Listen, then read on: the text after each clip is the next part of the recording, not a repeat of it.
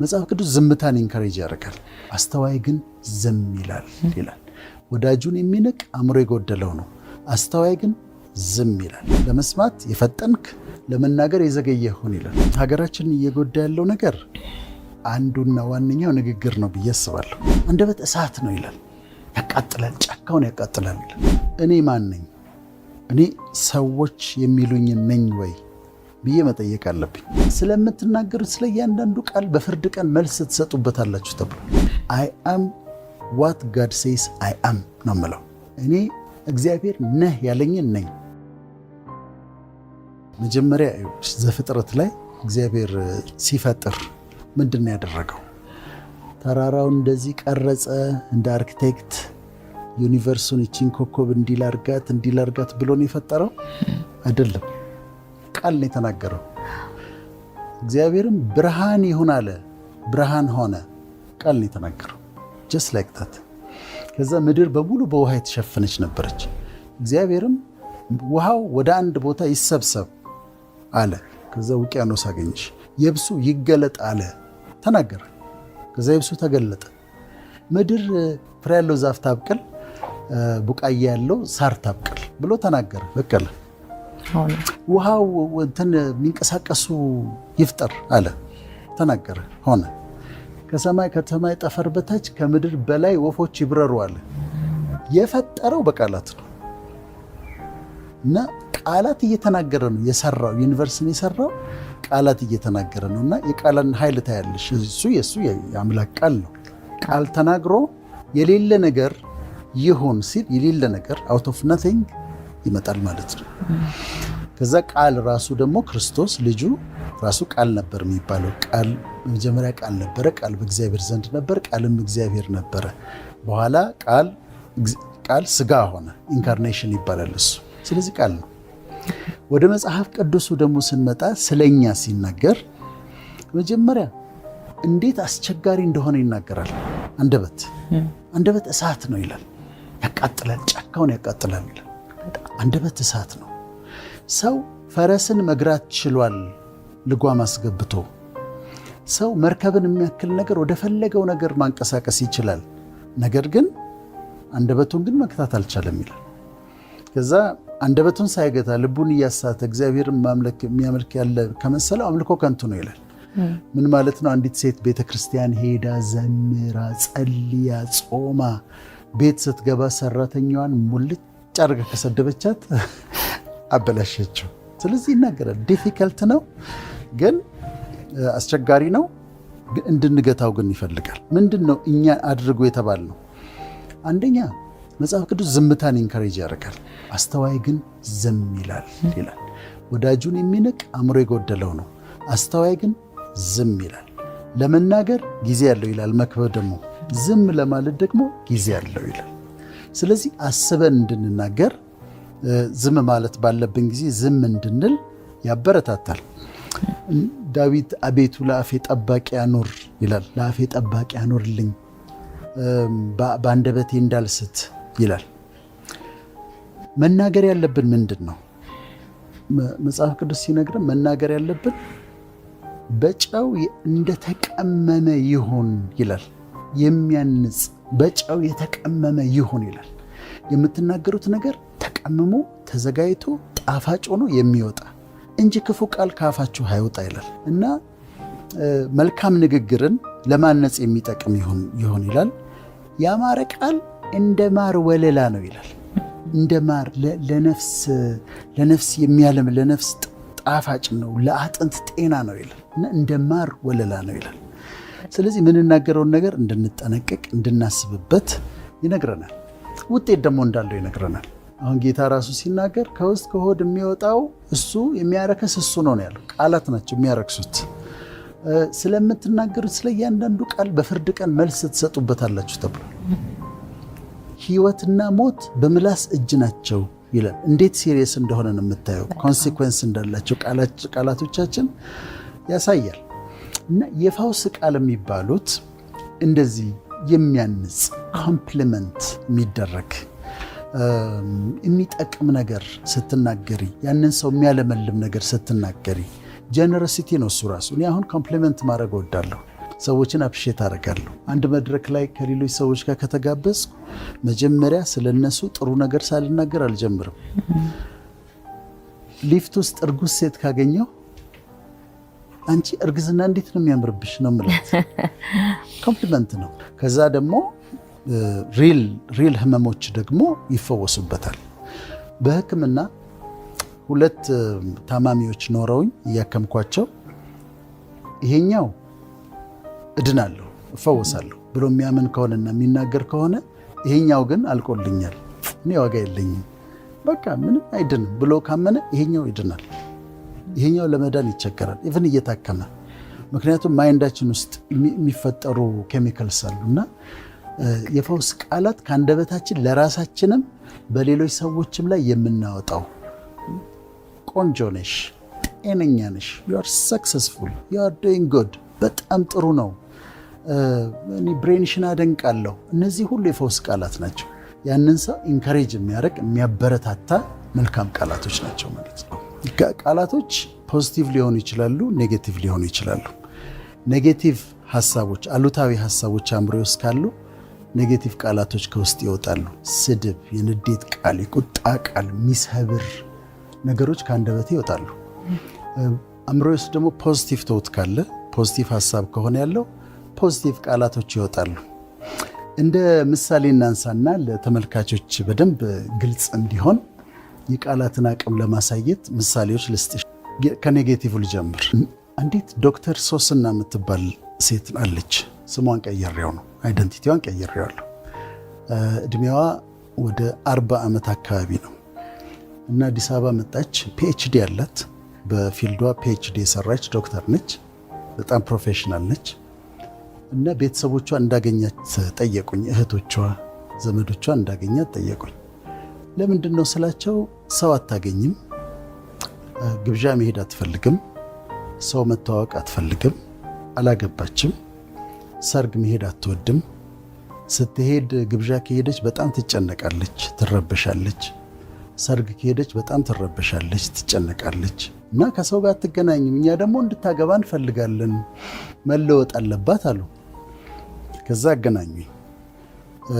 ከልጅቷ ጋር አወራን። በጣም ፕሮፌሽናል ፒኤችዲ የሰራች በሙያዋ ሰክሰስፉል፣ አሜሪካን ሀገር ነው የምትኖረው። ቤት አላት፣ ፔይድ ኦፍ የሆነ ፕሮፐርቲዋ፣ መኪናዋ የምትነዳው በጣም ውድ መኪና፣ በቃ በምድር ላይ ሰክሰስፉል የምትያቸው ሰዎች አይነት ነች። ችግሯ ምንድን ነው? ይሄ አንዛይቲ ኒውሮሲስ የሚባል የስነ ልቦና ችግር አለ።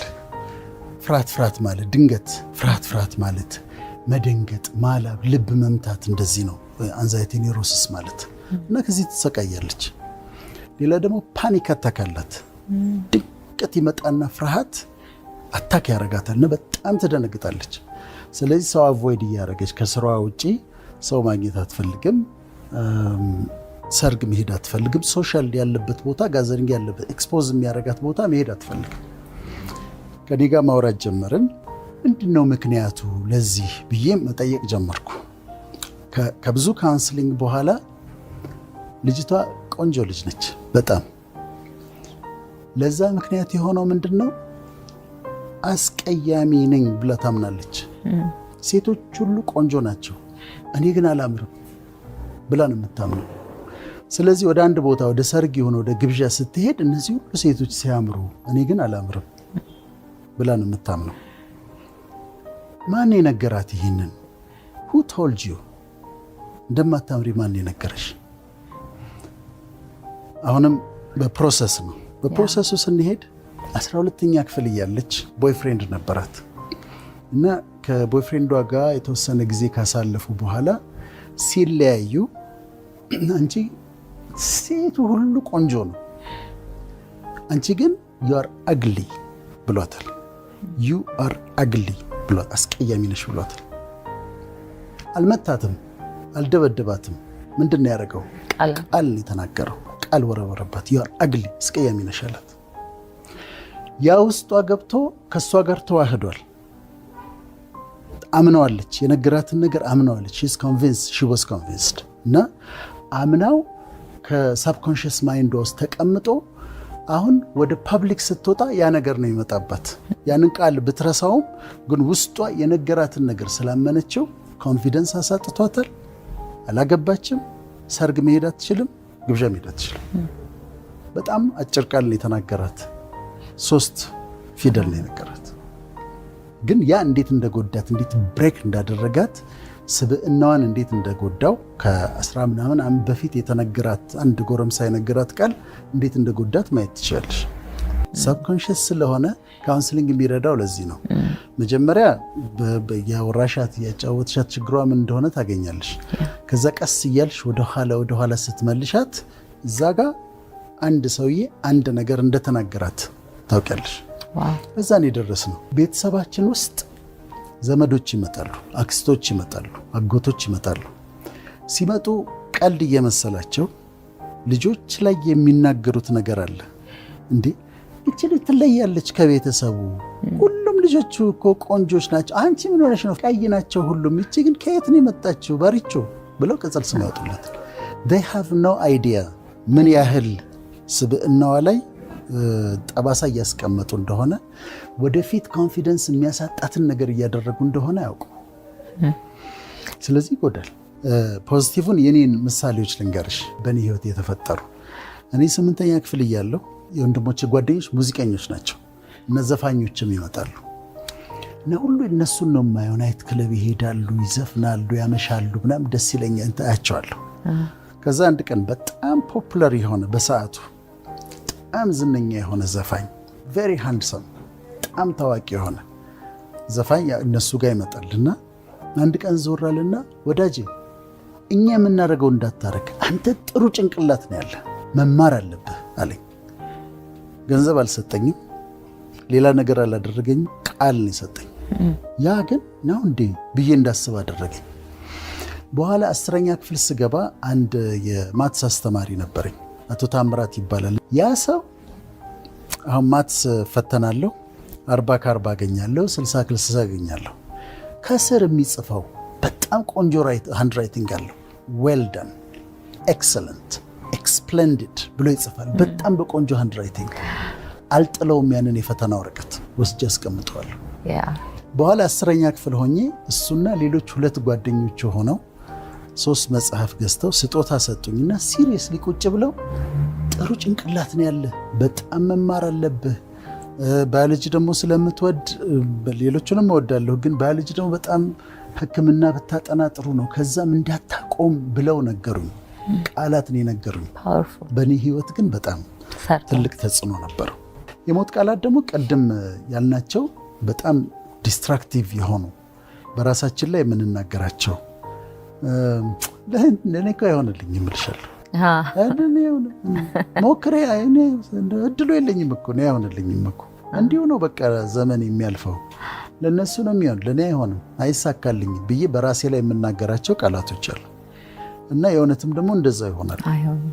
በሰዎችም ላይ ቅድም እንዳልነው አትረባም፣ አትጠቅምም፣ አንተ ጎበዝ አይደለህም ብለን የምንናገራቸው የሚጎዱ የሚሰብሩ ነገሮች፣ ከዛ የእርግማን ቃሎች፣ እርግማን ስንናገር፣ ስድብ ስንናገር፣ እነዚህ ደግሞ ሰባሪ ናቸው። አሁን የሚያዳምጡን የሚያዩን ሰዎች ይሄን ወስደው ፕራክቲካል ማድረግ አለባቸው። የሚናገሩት ነገር አስበውበት መናገር አለባቸው። ምንድን ነው የሚያመጣው ነገር? ኮንሲኩዌንሱ ምንድን ነው? ውጤቱ ምንድን ነው? ትንሽ አለመቸኮል። እንደውም ምን ይላል? ለመስማት የፈጠንክ ለመናገር የዘገየህ ሁን ይላል። ስለዚህ አሰብ ማድረግ፣ እንዲህ ብላት ምንድን ነው ሊመጣ የሚችለው፣ እንዲህ ብል ምንድን ነው ሊመጣ የሚችለው ብሎ መጠየቅ። በጥናት ለዲቮርስ ለፍቺ ቁጥር 1 ምክንያት ነምበር 1 ቶፕ ሪዝኑ ኮሚኒኬሽን ችግር ነው፣ መግባባት ነው። በዓለም ዙሪያ ነው። ስለዚህ ቃላትን ማውጣት፣ ቃላትን መቀበል፣ ተግባቦት ኤክስቼንጅ የሚያደርጉት ነገር ነው። ከዛ ደግሞ ቤት ውስጥ በሚኖሩበት ጊዜ አንዳንዴ የተፋቱ ልጆች እንዲገጥማቸዋል ትምህርታቸው ላይ እንዲህ ይባላል። እውነት ነው፣ ቺልድረን ኦፍ ዲቮርስ ይባላሉ። በኋላ ሲጠና ግን ከተፋቱት ሰዎች ይልቅ አንድ ቤት ውስጥ እየኖሩ ባልና ሚስት ሁሉ ጊዜ የሚጣሉ ከሆኑና የሚሰዳደቡ ከሆነ ኔጌቲቭ ኢነርጂ ቤቱን ከሞላው ልጆቹ ላይ ከፍተኛ ጭንቀት ነው የሚያመጣው። ስለዚህ አስበን መናገር፣ የሚጠቅም ነገር መናገር፣ ፖዚቲቭ ቲንከር መሆን፣ ከዛ ደግሞ ከፖዚቲቭ ቲንኪንግ የሚወጣ ደግሞ ፖዚቲቭ ንግግሮችን ብቻ መናገር። እዛ አሁን ሪሌሽንሺፕ ላይ ሲሆን ቅድም እንዳልኩሽ የትዳር ነምበር 1 ኮሚኒኬሽን ችግር ነው። ሁለተኛው ኮምፓቲቢሊቲ ነው። ይሄ መጣጣም፣ አንዱ የሌላውን ጉድለት መሙላት አለመቻል ነው። ሪሌሽንሺፑ ሲሆኑ መጀመሪያ እንዴት ኮሚኒኬት እንደሚያደርጉ ቁጭ ብለው መነጋገር አለባቸው። ሃው ቱ ኮሚኒኬት፣ ጀለሲን ማስወገድ፣ ቀናትን ማስወገድ፣ ትረስት መደራረግ፣ ከዛ ይቅርታ መጠየቅ መቻል፣ ታንኪዩ ማለት መቻል። እነዚህ ነገሮች የስልጣኔ ምልክት ነው። ሲቪላይዝድ መሆን ነው፣ ዘመናዊነት ነው። ኤግዛክትሊ ሲቪላይዝድ ስትሆኚ ይቅርታ ትጠይቂያለሽ። ማጥፋት አይቀርም ግን ይቅርታ ጠይቃለሁ፣ ለእያንዳንዷ ነገር ታንኪዩ ላለሁ። ስለዚህ መጀመሪያ አሁን ሪሌሽንሺፕ ላይ ያሉ ሰዎች ሲጀምሩት ገና እንዴት ተግባቦታቸው እንዴት እንደሆነ፣ ችግሮች ሲፈጠሩ እንዴት ሃንድል እንደሚያደርጉ፣ ምን ማድረግ እንዳለባቸው ማወቅ አለባቸው። ተናዶ ላይናገራት ቃል ይገባል። መናደድ፣ መሳደብ፣ የማይገባ ነገር እንደማይናገራት እሷም እንደዛው እንደማትናገረው ሲናደድ ራሱን አብርዶ ቀስ ብሎ ሊጠይቃት ይችላል። ስልክ ለምንድን ነው ያላነሳሽው ብሎ ከጮኸባትና ከበጠበጠ ሀገሩን አስቸጋሪ ነው። ስለዚህ መስማማት አለባቸው። ሀገራችንን እየጎዳ ያለው ነገር አንዱና ዋነኛው ንግግር ነው ብዬ አስባለሁ። እነዚህ ኢንፍላማተሪ የሚባሉ ንግግሮች አሉ። ተቀጣጣይ የሆኑ ይሄዳሉ፣ ኢንፍሌም ያደርጋሉ፣ ደግሞ በጣም ይጓዛሉ። ፕሮቮካቲቭ የሆኑ ንግግሮች አሉ፣ የሚተናኮሱ፣ ብሔርን የሚተናኮስ፣ ሃይማኖትን የሚተናኮስ ፕሮቮካቲቭ የሆኑ ንግግሮች አሉ። በኢትዮጵያ ፖለቲካ ታሪክ ስትመለከች አሁን የመጡት እነዚህ ንግግሮች ናቸው። እንዲህ ተብለን ነበረ፣ እንዲህ ተሰድበን ነበረ፣ እንዲህ ትሉን ነበረ፣ እንዲህ ይሉን ነበረ የሚል የሆነ ሰውዬ የተናገረው ነገር እዛ ጋር እሱ ነው ተከትሎ የሚመጣው። እዚህም ደግሞ ወደ አክሽን የሚለወጠው እኮ ንግግሩ ነው። ቅድም ቶት ወደ ወርድስ ይለወጣል፣ ወርድስ ወደ አክሽን ይለወጣል። ግድያው ምኑ የሚመጣው ከንግግር የተነሳ ነው። ፖለቲሽያንስም ማወቅ ያለባቸው የሚናገሩት ነገር ይከተላቸዋል። እንደ ዘበት ኢንተርቪው ላይ የተናገሩት ነገር ይከተላቸዋል። ኢትዮጵያ እናፈርሳለን ብሎ የተናገረው ነገር እንደሚቀጥለው 30 ዓመት ገና ይከተለዋል። ወይም ሌላ አንድ የተናገሯት ስቴትመንት ትከተላቸዋለች። እና በጣም ተጠንቅቀው ፖዚሽን ላይ ያሉ ሰዎች አስበው፣ ካልተቻለ ያንብቡ፣ ጽሁፍ ጽፈው ቃለመጠይቅ ላይ ምናምን ነው ትላልቅ ስህተቶችን የሚሰሩትና የማይችሉ ከሆነ በጽሁፍ ቢያነቡት ይሻላል። እንደሱ ማድረግ ይሻላል። ያለበለዚያ በጣም አስቦ አሰላስሎ የሚናገረውን ነገር ማሰብ ያስፈልጋል። ከዛ ህዝቡም የሚናገረው ነገር ፌስቡክ ላይ ዩቲዩብ ላይ የሚናገሩት ነገሮች ጥንቃቄ ያላቸው። አሁን ኢነርጂ አይደል? ቶትም ቃላትም ኢነርጂ ነው። ኔጌቲቭ ኢነርጂ አሁን አየሩን ይሞላዋል። እኔ በግሌ ሆን ብዬ ነው መድረኮች ላይ ስቆም፣ ቃለመጠይቆች ላይ ስቆም ኢትዮጵያ የቃል ኪዳን ሀገር ነች፣ ትባረካለች፣ ገና እንበለጽጋለን፣ በጣም ከፍ ካሉ ሀገሮች አንዷ ነው ምን ሆነው ብዬ እናገራለሁ። ለነገሩ አምነዋለሁ። ማምነውን ነገር ነው የምናገረው። ግን ያ የምናገረው ነገር ቢያንስ ይሄ ኔጌቲቭ ኢነርጂውን እንዲያሸንፍ ነው የምፈልገው። ዩቲዩብ በጣም ስለሚታይ የምናገራቸው ነገሮች ፖዚቲቮቹ፣ ስለ ኢትዮጵያ የምናገረው ኢትዮጵያን መልካም ነን፣ የምንዋደድ ነን፣ ይሄ ጦርነት ይቆማል፣ ኢትዮጵያ ታድጋለች፣ ወደ ከፍታዋ ትወጣለች ብዬ እናገራለሁ። ፖዚቲቭ ነው፣ ኢነርጂ ነው። ስለዚህ መሪዎችም የፖለቲካ ፓርቲ የሚመሩ ሰዎች፣ ጋዜጠኞችም ትንታኔ መስጠት ጥሩ ነው። መተቸት ያለበትን ነገር ፖዚቲቭሊ መተቸት ይችላሉ። ለምሳሌ ይሄ ልክ አይደለም ከምል ይልቅ ይሄ በዚህኛው መንገድ ቢሰራ የተሻለ ሴም ቲንግ ነው የምናገረው፣ ግን ፖዚቲቭ ነው የምናገረው። እንደሱ ብናደርገው እና ያለውን አየሩ ላይ ያለውን አንዳንዴ እኮ መጥቶ ይጫንሻል። እንደዚህ አገሪቱ ላይ ያለው ነገር ይመጣና ቁጭ ልብሽ ያ የተነገሩ ኔጌቲቭ ነገሮች ናቸው። እና ካመንበት ስለ ሀገራችን የምናገረው ነገር መልካም ይሁን፣ ተስፋ እንዳላት ይሁን።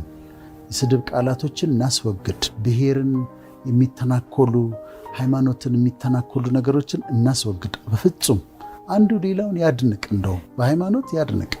ስለ ራሳችን ያለንን አመለካከት ቢልድ ማድረግ አለብን። ቅድም በወላጆቻችን በዘመዶች አለን፣ ግን እኔ ማን ነኝ? እኔ ሰዎች የሚሉኝ ነኝ ወይ ብዬ መጠየቅ አለብኝ። ምክንያቱም ሰዎች መልአክ ሊያደርጉኝ ይችላሉ፣ ሰዎች ደግሞ ሰይጣን ሊያደርጉኝ ይችላሉ። ሁላችንም ሄተርስ አሉን፣ የሚጠሉን ሰዎች አሉ። እነሱ ስለኛ የሚሉት ነገር አለ። እኛ ግን የምናምነው ምንድነው? ትክክለኛውን ነው። የሆን ነው። አይ አም ዋት ጋድ ሴይስ አይ አም ነው የምለው። እኔ እግዚአብሔር ነህ ያለኝን ነኝ። እግዚአብሔር ግሩምና ድንቅ አድርጌ ፈጥሬያለሁ ብሎኛል። ግሩምና ድንቅ ሆኜ ተፈጥሬያለሁ። እግዚአብሔር የሚገርም ብሬን ሰጥቶኛል። እግዚአብሔር እንዲህ አድርጎልኛል። እሱ ነህ ያለኝን በሙሉ ነኝ ብዬ ዲክሌር አድርገዋለሁ። ስለዚህ አይ አም ዋት ጋድ ሴይስ ዛት አይ አም። አይ ሃቭ ዋት ጋድ ሴይስ ዛት አይ ሃቭ። ጤና አለኝ፣ ደስታ አለኝ፣ መንፈሳዊ በረከት አለኝ፣ አቅም አለኝ፣ ጤንነት አለኝ። ዓለም ልሞኛል፣ ያንግ አድርጎኛል ብዬ ራሴ ላይ እናገራለሁ። እዛ ደግሞ አይ ካን ዱ ዋት ጋድ ሴይስ ዛት አይ ካን ዱ። እግዚአብሔር ትችላለህ ያለኝን ነገሮች በሙሉ እችላለሁ። ስለዚህ ራሳችን ላይ ዲክሌር የምናደርጋቸው ሰልፍ ዲክሌሬሽንስ አሉ፣ የምናውጃቸው። ጤነኛ ነኝ፣ ደስተኛ ነኝ፣ ሰክሰስፉል ነኝ፣ ፊውቸር ያማረ ነው፣ ይሳካልኛል፣ ይሆንልኛል፣ እወደዳለሁ። ከዛ እነዛ ያልሻቸው ነገሮች ይመጣሉ። አሁን ስለ ራሴ ያለኝን አመለካከት ካስተካከልኩ ሰልፍ ስቲም አለኝ፣ ሰልፍ ላቭም አለኝ። ራሴን በጣም ወደዋለሁ። አም ኦኬ ዊዝ ማይሰልፍ። ባለኝ ነገር ደስተኛ ነኝ። የሰዎችን ነገር አልፈልግም። እክሌን መሆን አልፈልግም። ማንንም ሰው ብትጠይቅኝ ማንን መሆን ትፈልጋለህ? ለውጠህ ተለዋወጥ ብትይ በፍጹም ራሴን ነው መሆን ፈልገው። ምክንያቱም ይህ ሰውዬ እግዚአብሔር የሰራው ነው፣ በራሱ ምንም አይደለም። ግን ከእግዚአብሔር የተነሳ ያደረገው ነገር አለ። የእሱ የእጅ ስራ ነው፣ የእሱ አርት ወርክ ነው። ስለዚህ ራሴን እቀበላለሁ፣ ራሴን እወዳለሁ። ከዛ ከሰዎች ጋር ደግሞ ሪሌት ስታደርጊ፣ አሁን ዳጊ ጋር ስመጣ ዳጊ ከኔ ትሻላለች ብዬ ነው የማምነው። እንደዛ ቁጠሩ ይላል። አንቺ እውነትም በጣም የተማርሽ ልጅ ነሽ፣ ጎበዝ ነሽ፣ ምናምን ብዙ ሰርተሻል። ስለዚህ አሁን ዳጊ ጋር ስመጣ ዳጊን ላስተምራት፣ ለዳጊ የሆነ እንትን ላደርግ ምናምን አይደለም። ሁል ጊዜ ባልንጀራ ካንተ የተሻለ እንደሆነ ቁጠር ይላል። ስለዚህ ዳጊ ከኔ ትሻላለች ብዬ ነው የምጀምረው በትህትና። ከዛ ኮምፒቲሽን የሚባለውን አላስፈላጊ አቮይድ ታደርጊያለሽ በህይወትሽ። እንደዛ ካረግን ቆንጆ ህይወት እንኖራለን።